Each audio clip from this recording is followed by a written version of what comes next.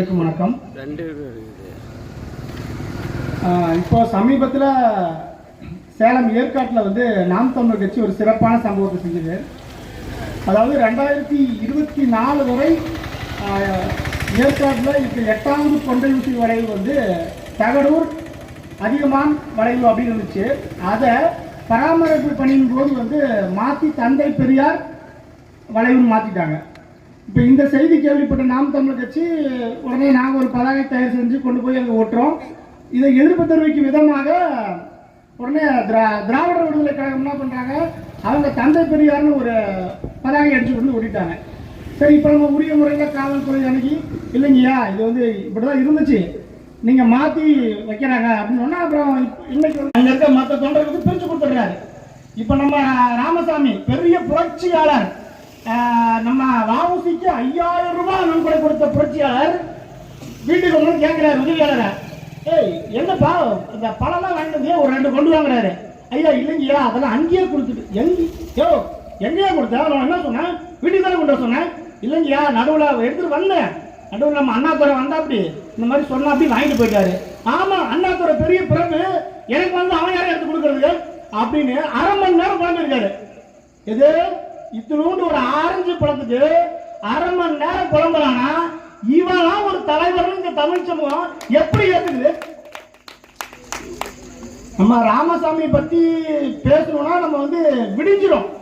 அவருடைய செயல்பாடு, அவருடைய லீலைகள் அவ்வளவு விஷயம் இருக்கு. இப்போ அன்னைக்கு இந்த முழக்கம் பண்றாங்க இந்த திராவிடர் விடுதலை கழகத்தை சேர்ந்தவர்கள்லாம், நாங்க அதிகமான பேரை மாத்திட்டு நீ பெரியார் பேரை வைக்கிற அப்படின்னு எங்களுக்கு உங்க மேல கோபம், உங்களுக்கு உங்கால பேர் தூக்கிட்டு எங்க பேர் கோபம், இவ்வளவுதான பிரச்சனை.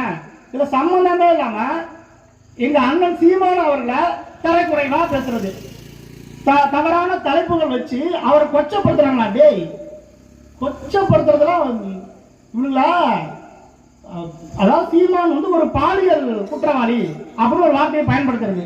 இப்போ நாம என்ன கேட்கறோம், சரிடா இது ஒரு பக்கம் விட்டுறலாம், உன் தலைவன் பாலியல் தொழிலா நடத்தினா அவனை எப்படி நீ தலைவன் இருக்கிற?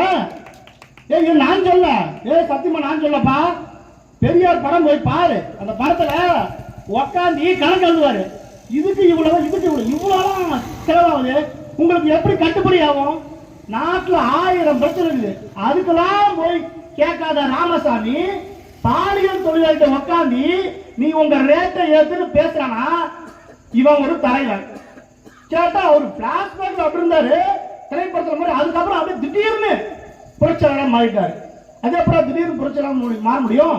இதுல வேற ராமசாமி ஒரு கழகம் வச்சிருக்காரு, அதுக்கு பேர் தான் சுயமரியாதை கழகமா. முதல்ல ராமசாமி கொஞ்சமாவது இருக்குதா?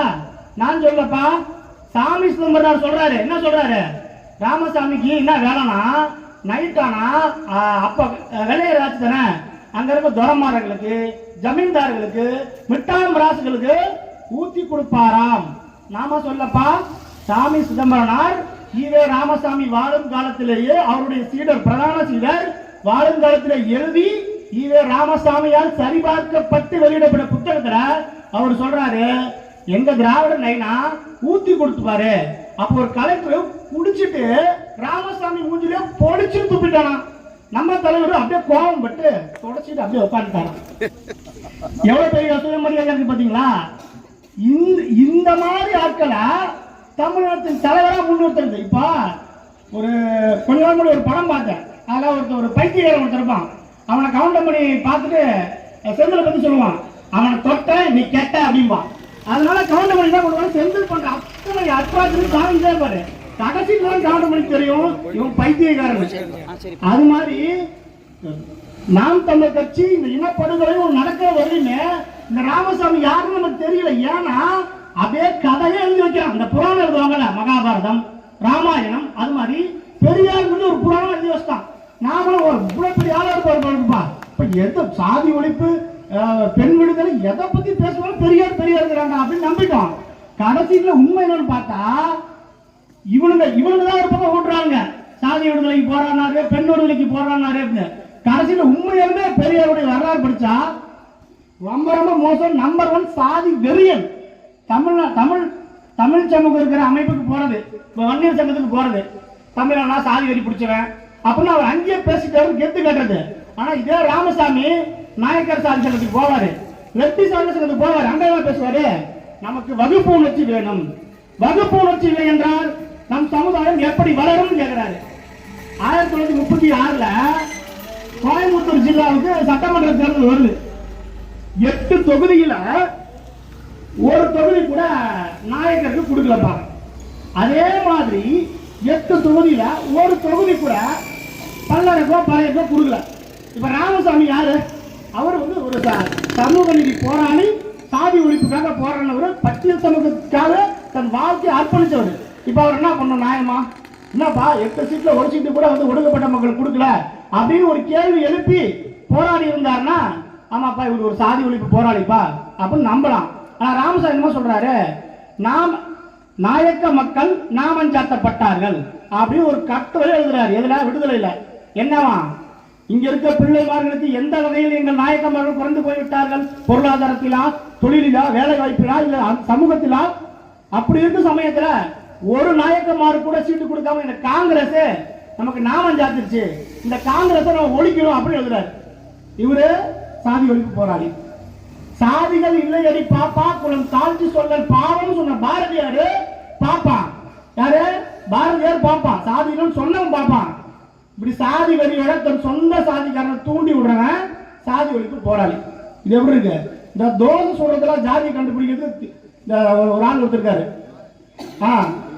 தோசை மாறன் ஒருத்தருக்காரு. அதனால அவர் பேச்சு வரும்போது கேட்டு வந்தேன். அநியாயத்துக்கு இவங்க உருட்டுறத பார்த்தா கொஞ்சம் சுய அறிவுனா, ஆமாப்பா அவர் சொல்றது கரெக்டாக தான் இருக்கு நம்பிடுவான். என்னன்னு பாரதியார் ஒரு சாதி வெளியிடான். எப்படின்னு கேட்டா, சாதிகள் இல்லையடி பாப்பா அப்படின்னு பாரதி பாடிட்டாரு. அதுக்கப்புறம் 2வது லைன்ல குலம் தாழ்ச்சி சொல்ல ஆக குற்றம்ங்கிறாரு. அதான் முதல் லைன்லயே சாதிகள் இல்லையடின்னு சொல்லிட்டேன். அப்புறம் 2வது லைன்ல குலம் தாழ்ச்சி சொல்லல் பாவம்னு சொன்னா அப்ப சாதி இருக்குதுன்னு தானே அர்த்தம். அப்ப பாரதியார் என்ன சொல்ல வராரு? சாதி இருக்குதுன்னு சொல்ல வராருங்கிறான். ஒரு ரெண்டு மட்டும் கேட்டேன், நமக்கு கரெக்டா புரியலையா இல்ல அவன் தப்பா பேசுறானா? எத்தனை வாட்டி கேட்டாலும் தோசை மாதிரி இருக்க உருட்டுறான். அப்ப திராவிடர்கள் என்னன்னா, அவங்கள்ட்ட பதில் இல்லைன்னா ஒரு சுத்தி நம்ம கமலஹாசன் உருட்டு வரல, அந்த மாதிரி ஒரு உருட்டு உருட்டுவான். அந்த உருட்டு உனக்கு என்னடா புரியாது. நம்ம தமிழர்கள் நேரடியாக சாதி ஒழிப்பு, பெண் விடுதலை பத்தி பேசுவாங்க. அதுல எங்கேயாவது ஒரு புள்ளி வைக்கல, கமா போட விட்டாரு குற்றம் அப்படிமா. ஆனா ராமசாமி கிட்ட ஒரு எழுத்தாளர் கேட்கிறாரு, தமிழ்நாட்டுக்கு வந்து துணிவிலை உயர்ந்துருச்சு, என்ன காரணம் கேட்கிறாரு. அப்ப சொல்றாரு, புரட்சியாளர், ஒடுக்கப்பட்ட மக்களின் தலைவர் ராமசாமி சொல்றாரு. என்ன சொல்றாரு? பறச்சியும் பள்ளச்சியும் ஜாக்கெட் போட ஆரம்பிச்சுதான் துணி விலை ஏன் உயராது அப்படின்னு கேட்கிறாரு. இப்ப இதுக்கு இதை நம்ம கேட்கணும்னு வச்சுக்குவேன், இதுக்கு ஒரு முட்டு கொடுப்பான் பாரு ஐயா. அவர் அந்த அர்த்தத்துல சொல்லல, வேற எப்படி சொன்னாரு? அதாவது அவங்க எல்லாம் ஜாக்கெட் போடாம இருந்தாங்க, இப்ப போட்டு புரட்சி ஆயிடுச்சு, அது காரணம் பெரியாரு, அதனால அதை வந்து வஞ்ச புகழ்ச்சி அணியில சொன்னாராம். யாரு? இவரா?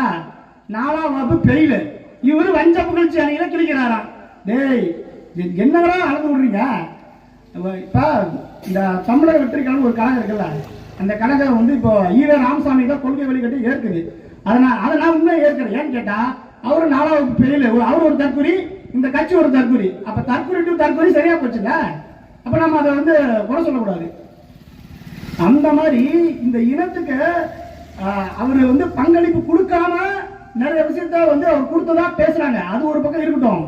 இன்னொரு முக்கியமான விஷயம், இந்திய எதிர்ப்பு போராட்டம் ஆகட்டும், இந்த எல்லை பிரிப்பு போராட்டம், இந்த எல்லா இடத்திலையும் ஈவே ராமசாமி அவர்கள் தமிழினத்துக்கு பச்சை துரோகம் செஞ்ச ஒரு அயோக்கிய பையன். தலையை கொடுத்தாலும் தலைநகரை மீட்போன்னு போராடுற மாப்போசி, கன்னியாகுமரியை மீட்பதற்காக விநாயகம் அவர்களும் இந்த ஆள்கிட்ட போய் மாப்போசி உதவி கேட்கிறாரு. ஐயா இந்த மாதிரி நம்ம வந்து பெருசா பண்றோம், நம்ம தமிழ்நாட்டை காப்பாற்றணும், எல்லைகளை மீட்கணும், நீங்க வாங்கன்னு கூப்பிடும் போது நம்ம சொல்றாரு, உன் பிரச்சனை உனக்கு, என் பிரச்சனை எனக்கு, நான் புள்ளியால் சிலை தான் உடைப்பேன். இதை சொல்றது மட்டும் இல்லாம அடுத்த நாள் ஒரு தடவை எழுதுறாரு, இந்த மாதிரி என்கிட்ட வந்து ஆதரவு கேட்டாங்க, நான் ஆதரவு கொடுக்க முடியாதுன்னு சொல்லிட்டு ஒரு கட்டுரையில சொல்றாரு. இப்ப நமக்கு இது சிக்கல் கிடையாது. அப்போ தமிழர் நிலத்தில் வாழக்கூடிய தமிழர் அல்லாத ராமசாமி அவர்கள் தமிழரின் உரிமை பிரச்சனைக்கு நிக்க மாட்டேன் அப்படின்னு சொல்லிட்டாரு. சரி பரவாயில்ல விட்டுறலாம். ஆனா KM